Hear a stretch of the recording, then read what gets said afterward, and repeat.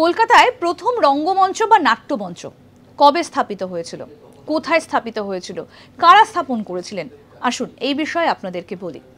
কলকাতার প্রথম রঙ্গমঞ্চ বা নাট্যমঞ্চ স্থাপিত হয়েছিল সেই ব্রিটিশ আমলে।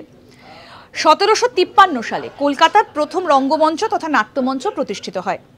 নাটক এবং নৃত্যকর্মকে উৎসাহিত করার জন্য ব্রিটিশরাই এই নাট্যমঞ্চ তথা এই রঙ্গমঞ্চ স্থাপন করেছিলেন। ব্রিটিশরা প্লে হাউস নামক এই রঙ্গমঞ্চটা প্রথম স্থাপন করেছিলেন 1753 সালে। কলকাতায় লালদিঘির পূর্ব পাশে অবস্থিত লালবাজার রোডে এই রঙ্গমঞ্চটা স্থাপন করা হয়েছিল। আর এটাই হচ্ছে এই শহরের বুকে গড়ে ওঠা প্রথম রঙ্গমঞ্চ বা নাট্যমঞ্চ, অর্থাৎ প্রথম রঙ্গমঞ্চ বা নাট্যমঞ্চ কিন্তু ব্রিটিশদের হাত ধরেই হয়েছিল 1753 সালে। কলকাতায় লালদিঘির পূর্ব পারে লালবাজার যে অঞ্চলটা রয়েছে সেখানে স্থাপন করা হয়েছিল।